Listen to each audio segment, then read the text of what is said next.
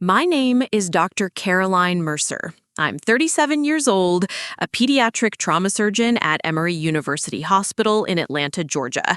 But before I was Dr. Mercer, I was just Carrie, a girl from Savannah with a quiet laugh, a big heart, and a naive belief that love could withstand anything. 8 years ago, I lost everything that made me believe in the world. I lost my fiancé, David, and I lost my newborn son, Elijah. Or at least, that's what they told me. Before we continue this story, do well to like this video, subscribe, and hit the bell icon. It was raining the day David's mother told me he was gone. I still remember the way the thunder cracked the sky as she opened the door to my hospital room. I was barely awake, my body stitched and stapled from the emergency C-section. She didn't even look at me. "The funeral was yesterday," she said coldly, adjusting the pearls on her neck like she was fixing a picture frame. "You weren't strong enough to attend." I reached for the edge of the bed, trying to sit up. "What about Elijah, my baby?" She blinked slowly, then walked over to the window like she hadn't heard me. "There was a complication," she said, finally turning around. "He didn't make it. The hospital took care of everything. No details, no goodbye, just taken care of." I screamed until my stitches tore. Before that, David and I had been inseparable since college. He was this charming, boyish entrepreneur who made his first million flipping properties before he turned 30. His mother hated that I wasn't from old money, said I was small town, said I was clinging to a man who could do better. But David never made me feel small, until he did. See, right around the 7th month of my pregnancy, David started working late. Then he missed the baby shower. Then I caught a hotel charge in Asheville on his card when he said he was in Tampa on business. I confronted him. He gaslighted me. I cried. He left. 2 weeks later, I was in a car accident, driving back from my OB appointment. I hit black ice. The next thing I remember was waking up in that hospital room, belly flat, David gone, baby gone, future gone. I died and came back without the 2 people I lived for. I don't know how I survived that year or the year after, but I do know that grief is a strange kind of fuel. It burns everything down and somehow gives you the fire to rebuild. I threw myself into medical school. I stopped talking to anyone who reminded me of who I used to be. Friends, family, even my sister. I cut them all off. I gave up holidays, birthdays, sleep, relationships, all for the white coat and the long nights. Because when your whole world is taken from you, saving other people's children becomes the only thing that feels like purpose. So for the past 6 years, I've become one of the best. Ask around. Dr. Mercer and Peds Trauma, I don't lose kids. But 2 weeks ago, on a humid July evening, a little boy came into the OR and almost broke me. It started like any other shift. Coffee, rounds, a couple of consults. Around 6:15 p.m., a code crimson came through the trauma bay. Child hit by a motorcycle while riding a bike. Severe internal bleeding. Ambulance ETA, 6 minutes. I prepped my team. Gloves, gown, focus. The boy was unconscious when they wheeled him in. Curly brown hair soaked in sweat, face pale. 8 years old, maybe 9. His little chest heaved shallow under the oxygen mask. Then the doors opened again, and I saw her. David's mother, Elaine. Same crisp pearls, same contempt in her eyes. She was arguing with a nurse at the door, demanding to be let in. "My grandson needs me. I'm listed as next of kin, his only family in Atlanta." I froze. Literally, My fingers stopped moving mid-intubation.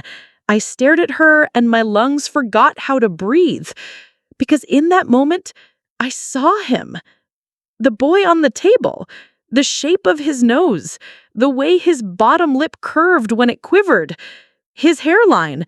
The faint dimple on his chin. My son. No, it couldn't be. Elijah was gone. Elaine told me. He died. I'd grieved. I buried him in every nightmare I'd had for 8 years.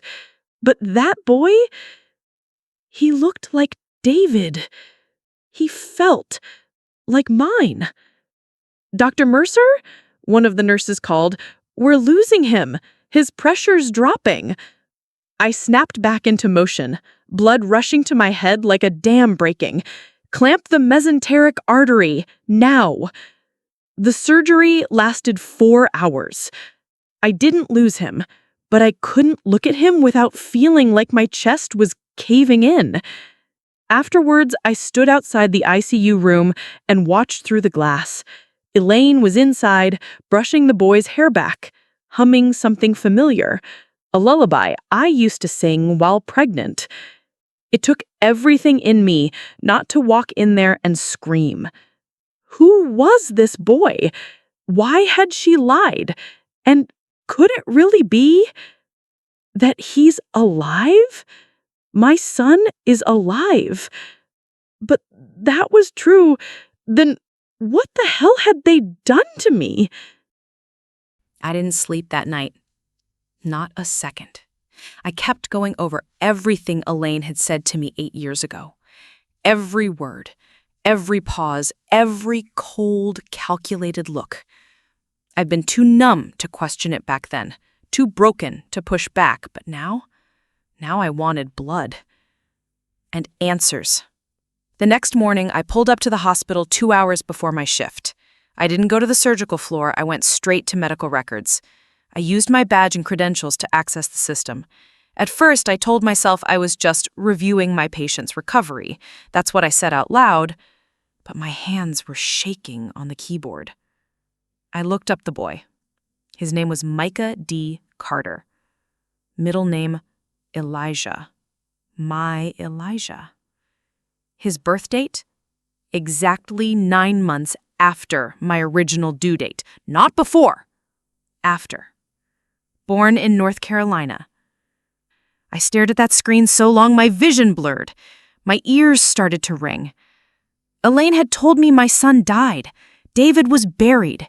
Now here was Micah Elijah Carter, born in a state I'd never been to, and somehow now living with the very woman who'd looked me in the eye and told me I had no child left to live for.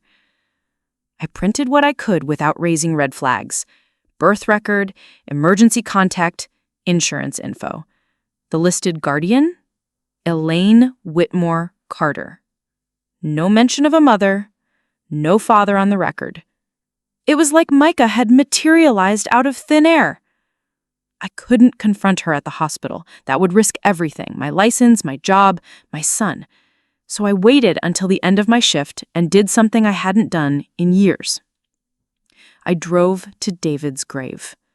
It was the first time I'd been back since they buried him.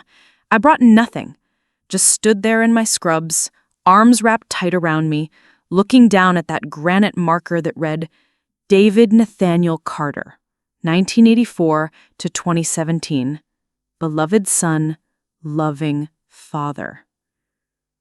The words made my throat close. Loving father. What kind of loving father fakes his own child's death? Unless he didn't know either. That thought pierced me harder than anything else, because David, for all his faults, had loved that baby. I'd seen it, I'd felt it. Even when he was being a coward with me, he was tender when he talked to my belly. So if he wasn't the villain, who was? That evening, I called my sister after nearly 6 years of silence. Rachel answered on the second ring. Carrie? I nearly hung up. Her voice, it was like hearing a version of myself I'd buried. Softer, unbroken. Hey, I said. I I need your help. I told her everything. Micah, Elaine, the surgery, the name. There was a long pause on the other end of the line, and then she said something that made my blood go cold. Carrie, Mom told me something back then. I never had the guts to repeat it. I thought you'd hate me. What? I asked. My chest got tight. What did she say? She said that Elaine had paid off someone at the hospital? That she had connections who made things disappear? I didn't believe it at the time, but when you stopped answering, when you dropped off the map, her voice broke. I didn't know what to do. The next day, I mailed a toothbrush from Micah's hospital bag to a private DNA lab in Miami.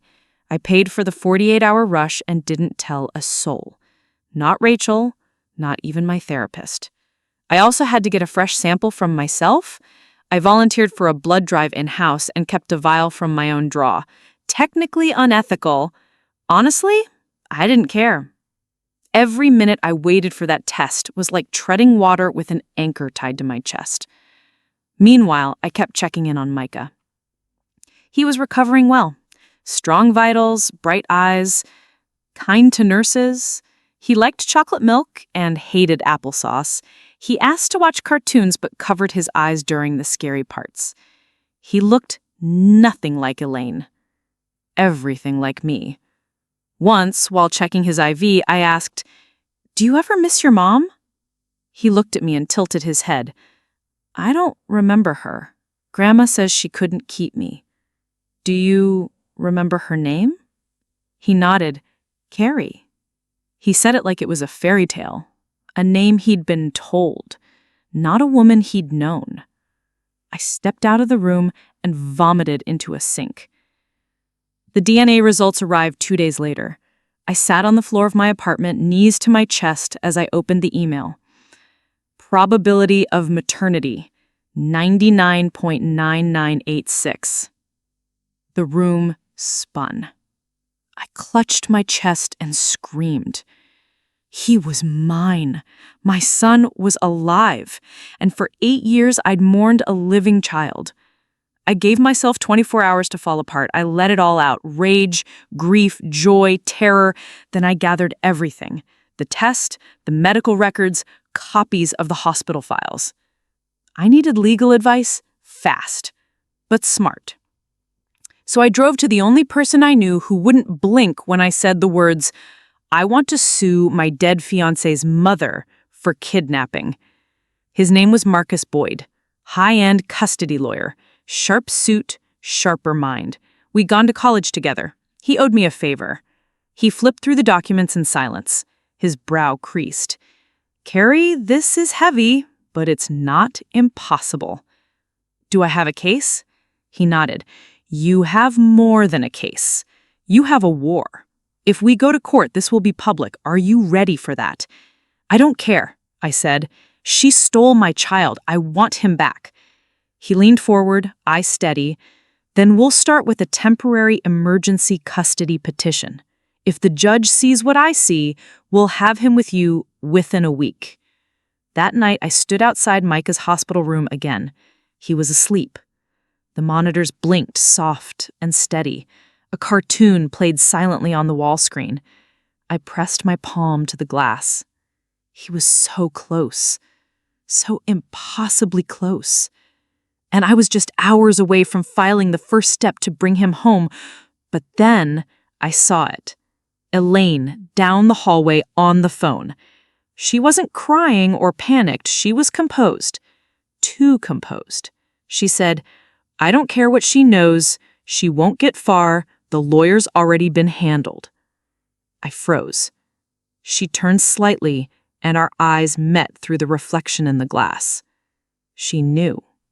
She knew I knew. And I realized in that moment that this wasn't just going to be a legal battle. Elaine had planned this for years. She was still 5 steps ahead, and I had no idea what she'd do next. The day of the custody hearing, I wore all black. Not because I was mourning, because I was finally ready for war. Marcus met me outside the Fulton County Courthouse just after 9 a.m. He handed me a folder and looked me in the eyes. "She'll try to rattle you," he said. "Don't let her." I nodded. I wasn't afraid of Elaine anymore. I wasn't the broken, stitched-up girl she left behind in a hospital bed. I was Dr. Carolyn Mercer, and I was about to take my life back, piece by piece. Elaine arrived in a cream-colored suit, pearls as always, holding Micah's hand like she was leading him into Sunday school. He looked confused, tired, but he smiled when he saw me. "Hi, Dr. Carey." My throat tightened. I crouched slightly. "Hey, buddy. You doing okay?" He nodded. "Grandma said we're here to keep the bad people away?" Elaine's eyes sharpened. I stood slowly. "Sweetheart, I promise I would never be the bad person." Inside, the courtroom was quiet. The judge was a middle-aged black woman named Carter, with tired eyes and zero tolerance for theatrics. She looked over both attorneys, then turned to me. "Dr. Mercer, I understand you're claiming maternity over a child currently under the legal guardianship of Ms. Elaine Whitmore Carter. Is that correct?" "Yes, Your Honor. And you have documentation to support this claim." Marcus handed over the folder. DNA results, birth documents, a notarized affidavit from the private lab. The judge flipped through the pages, eyebrows rising slightly. Elaine's attorney, a thin-lipped man with slick hair, cleared his throat. "Your Honor, we dispute the DNA test's chain of custody. There's no verifiable link between the sample and the child." Marcus stood up like a lion. "We're prepared to conduct a court-supervised test immediately, but we also have audio from the hospital nurse confirming the toothbrush used came directly from Micah's bag during his stay. And," he paused for dramatic effect, "we have a recorded phone call in which Ms. Whitmore Carter admits to knowing about the plaintiff's maternity despite claiming legal adoption." I didn't know he had that. My stomach flipped. Elaine looked like she'd swallowed acid. The judge leaned forward. "Ms. Whitmore Carter, would you like to respond?" Elaine stood slowly. Her voice was perfectly measured. "I did what I had to do. Carolyn was in no state to be a mother. She was drugged, injured, hysterical. The baby would have been lost in the system. I spared him that." "You stole him," I said before I could stop myself. The judge held up a hand. Elaine's attorney tried to regroup, stammering about gray areas and emergency guardianship and no formal charges of abduction, but the damage was done. Judge Carter looked right at Elaine. "Ma'am, I have presided over dozens of custody disputes, but what I see here is a deliberate, coordinated deception. You didn't just take advantage of a grieving woman. You orchestrated the separation of a mother and her newborn son. And that, in my court, is unconscionable." She turned to me. "Dr. Mercer, pending a supervised transition plan and final verification of DNA, I am awarding you temporary sole custody of Micah Elijah Carter." I cried right there at the plaintiff's table. Not loud, not messy, just quiet tears down my cheeks while my hands trembled against the wood. Micah reached for me first. I didn't even have to call him. He stood, looked at Elaine, then walked across the courtroom and placed his tiny hand in mine. "Can I come home now?" I nodded, crouched to his height, and pulled him into my arms. "I've been waiting 8 years to bring you home." Elaine didn't go down easy. She appealed. She hired a PR firm to spin the story, claiming I was unstable, that I'd abandoned him, that she'd rescued Micah. But none of it stuck. The truth had already started spreading, and people could smell her lies. By the time the final ruling came down 3 weeks later, she was toxic. Socially, legally, financially. I didn't press kidnapping charges, not because I forgave her, but because I wanted to be done. She could rot in her designer living room, sipping gin and rewriting history. I had better things to do. I had my son. The first night Micah slept at my place, he asked me to read him a bedtime story. I picked a book from the hospital gift shop. Guess how much I love you. Halfway through, he touched my hand. Can I call you Mom? My breath caught in my throat. You don't have to, not until you're ready, he said. I think I'm ready. That night, after he fell asleep, I sat in the hallway and wept into a bath towel just so I wouldn't wake him. They weren't tears of grief this time. They were the tears of a woman who had finally won. It's been 11 months since the court awarded me permanent custody. Micah is thriving. He's in therapy, soccer, and art class. He wants to be a doctor like Mommy someday. We talk about the past when he wants to, but I never push. I just let him lead and I follow, holding space for the questions when they come. I left Emory 6 months ago, opened a private pediatric clinic on the east side of Atlanta. I see kids who fall through the cracks, kids with no insurance, undocumented parents, families like the one I almost lost. And some nights after dinner, when Micah is asleep, I sit on the couch with a glass of wine and just breathe. No anger, no revenge fantasies, no need to win anymore. Just peace. They say revenge is best served cold, but honestly, the best revenge is when the person who tried to erase you has to watch you become everything they said you never could. And more. If you've made it this far, thank you for sitting with my story. Sometimes justice takes time. Sometimes it looks like paperwork, hearings, and tears. But sometimes it looks like a little boy falling asleep in your arms. Safe. After 8 long years. If you've ever fought for justice, or for your child, drop a comment below. I want to hear your story. And if this one hit home, don't forget to like, subscribe, and share it with someone who needs a reminder that healing is possible. Until next time, stay strong, stay loud, stay unbreakable.